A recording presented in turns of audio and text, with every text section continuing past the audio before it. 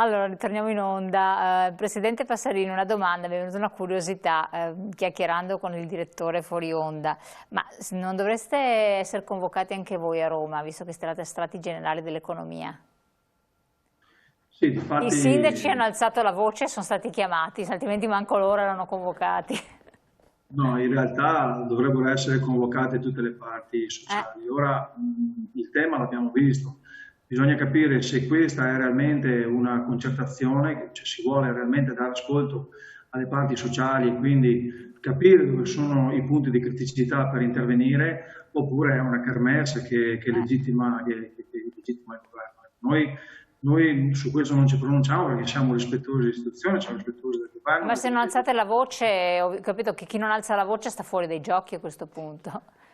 Ma a questo punto, guardi, io non so se serve alzare la voce, io sento tanti gridi d'allarme, vedo giornalmente sui telegiornali aziende, persone, liberi professionisti che sono in difficoltà, ma anche i cittadini stessi, e più grido di allarme di questo credo che è l'unico che noi dovremmo ascoltare. Quindi, al di là di alzare la voce, certo. credo che occorra una politica seria, che occorra mettersi tutti uniti a un tavolo, non è il momento di fare polemica, non è il momento di avere contrapposizioni. L'Italia è un paese che ha una storia di persone che si sanno dare da fare, soprattutto noi veneti, dobbiamo preservare questa nostra storicità e dobbiamo essere messi in condizione di ridominare quello che è il panorama economico italiano. Do solo un dato, cioè il PIL agricolo veneto vale 6,4 miliardi di euro. Rendiamoci conto cosa perdono le nostre aziende. È di una gravità incredibile. Altre emergenze, come accennavo prima lanciando la pubblicità, c'è qualcosa in particolar modo come puntare l'attenzione, direttore? Beh, oggi è tempo di portare i carichi in malga, carichi in un gergo agricolo vuol dire portare i capi in malga, e quindi le nostre aziende molto preoccupate per il problema dei lupi, ma le nostre aziende del Padovano molto preoccupate per la questione dei cinghiali. Che sono tornati tranquilli? Sono tornati, non li abbiamo mai presi. Cioè voglio dire, o noi pensiamo di modificare la 157 del 92 che ha 25 anni, la norma nazionale, oppure ogni anno si sta parlando solo di emergenza. Ma oggi vi è necessità di intervenire con la normativa nazionale per dare la possibilità al controllo della fauna selvatica, al controllo che non vuol dire eliminarla, vuol dire controllarla. Oggi, per dare un dato ai nostri telespettatori per quanto riguarda i cinghiali, sono stati presi 300 cinghiali da qua fino a maggio, l'ultimo dato dell'ente parco. L'anno scorso erano 600 e quindi ritorna ancora l'emergenza. Perché si sono moltiplicati nel certo, frattempo, perché per i non addetti ai lavori. Moltiplicati, ne abbiamo presi metà rispetto all'anno scorso. Quindi ritorna l'emergenza e ogni anno ritorna l'emergenza dei cinghiali, ritorna l'emergenza dell'orso, ritorna l'emergenza dei lupi e quant'altro. E quindi o noi pensiamo di modificare la norma e quindi la sburocratizzazione, ma modificare la 157 vuol dire mettere al centro gli agricoltori che sono le sentinelle del territorio. Ma quindi non è servito il provvedimento che è stato fatto l'anno scorso di questi sistemi per catturarli, delle persone che erano state...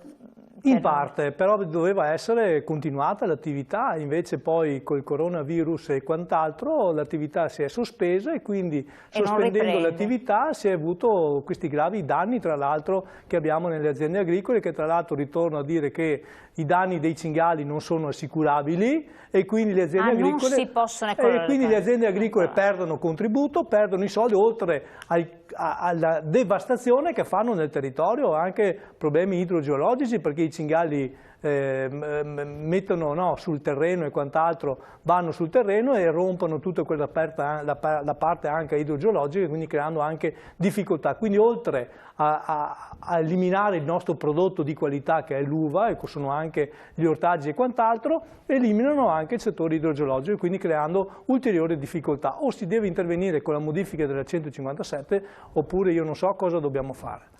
Presidente, questa è un'altra questione a livello regionale di non poco conto, però penso che sia una questione nazionale.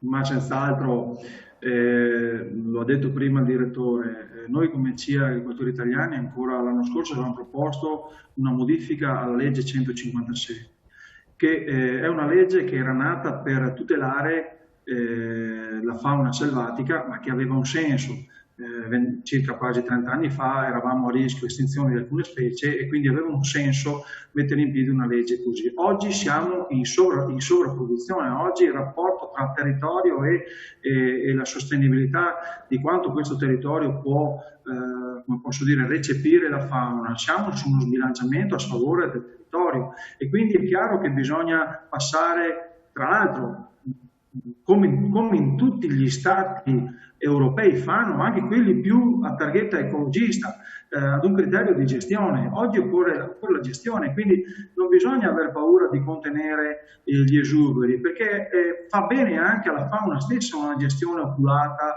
dei cinghiali, penso dei lupi, penso anche delle nutrie, ad esempio, nelle basse zone del Brennero.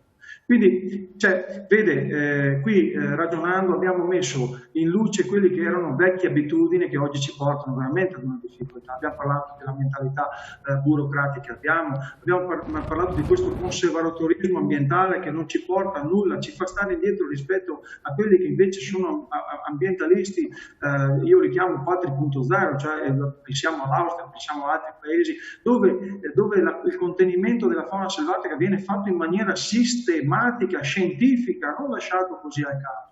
Perché questo va fatto, se si vuole, come posso dire, coesistere in un ecosistema dove comunque l'uomo, dove la presenza dell'uomo è forte, no? Si dice è fortemente atropizzato il territorio. Beh, è chiaro che a questo punto non ci può essere una prevalenza di una specie rispetto ad un'altra specie, cioè la specie umana rispetto a quella animale. E soprattutto non può essere che un cinghiale, se viene ammazzato un cinghiale, si rischia di andare da dire adesso un termine banale, si rischia di andare in galera, però se lo stesso cinghiale fa un danno enorme all'interno della nostra produzione, delle nostre aziende, questo vale. Anche qui dobbiamo creare un criterio di equità, altrimenti avremo sempre uno sbilanciamento. Assolutamente. Qualcosa da aggiungere, direttore, relativamente sempre alla fauna selvatica, a queste situazioni che si ripetono costantemente nel tempo? Sì, noi dobbiamo smettere di parlare di emergenza nel momento in cui cambiamo la mentalità e dall'emergenza parliamo invece di una vera riforma della norma e della normativa, beh allora a quel punto avremo risolto parte dei problemi. Oggi l'ente parco insieme con anche le organizzazioni, insieme anche con la Regione Veneto, insieme anche con i Selle Controlori sta cercando di trovare una soluzione per quanto riguarda il contenimento dei cinghiali, hanno aumentato il numero di Selle Controlori portandoli a 120 Selle Controlori, hanno aumentato il numero delle piantane che sono quei posti in cui i Selle Controlori si inseriscono, hanno inserito un numero verde in cui le aziende agricole possono chiamare i Selle Controlori nel caso in cui ci siano avvistamenti di danneggiamenti dei cinghiali. Quindi qualcosa oggi concretamente si sta facendo con la nuova governance dell'ente parco, in cui anche le organizzazioni agricole, in cui anche gli agricoltori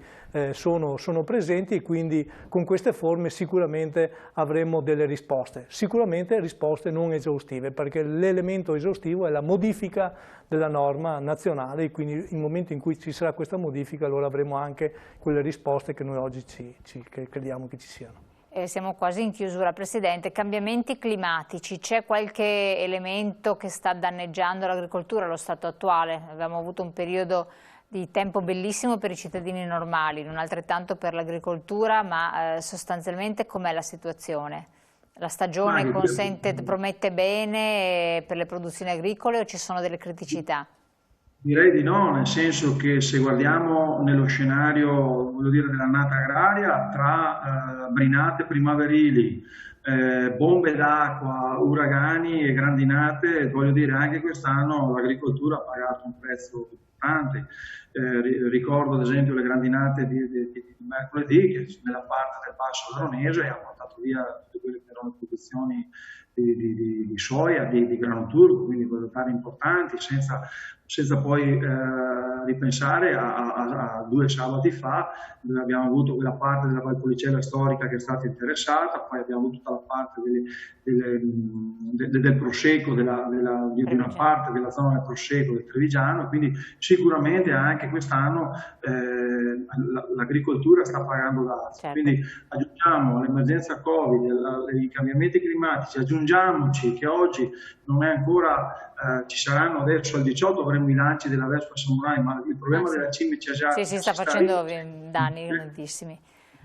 sta rifacendo sentire, quindi voglio dire, oggi la tensione sul sistema agricolo è importante, per quello noi chiediamo anche, voglio dire, quando noi diciamo al cittadino un occhio di riguardo, dobbiamo trasmettere a tutto il sistema una maggior sensibilità e attenzione, assolutamente. Ma anche proprio fargli capire che probabilmente se c'è una coesione, se c'è un'interazione, se c'è una sostenibilità da parte dell'agricoltore, guardate che l'agricoltore è il primo che sta sul territorio, è il primo che consuma i suoi prodotti, quindi ha per primo l'attenzione rispetto ai temi di sostenibilità. Chiaro che poi rispetto ai cambiamenti climatici non è che si possa qui avere la sfera di cristallo e decidere cosa si possa fare. Qui bisogna mettere in campo strumenti, noi come agricoltori italiani, questo italiani abbiamo sempre detto, anche di tutela, penso ai strumenti assicurativi, penso ai fondi mutualistici, occorre rapportarsi ad un'agricoltura che sta andando incontro al fatto che oggi non è che piove straordinariamente. No, ci sono tutti eventi fuori dalla norma. Presidente, guarda, parleremo ancora di questo perché guardi, questi sono temi che anche col direttore abbiamo affrontato altre volte, sono molto importanti, il tempo è volato letteralmente. Io la ringrazio, le auguro un buon lavoro perché so che ha altre riunioni adesso, quindi grazie molto di essere stato qui con noi. Direttore, anche a lei aspettiamo per una prossima volta. Grazie a lei e salve ai nostri telespettatori. Portare qualche volta qualche notizia anche positiva. Voi telespettatori come sempre vi ringraziamo per la partecipazione alle vostre mail, continuate a scriverci, comunque c'è il sito della CIA di Padova e poi CIA Veneto che potete consultare per tutte le novità nel settore. Grazie ancora, buon proseguimento.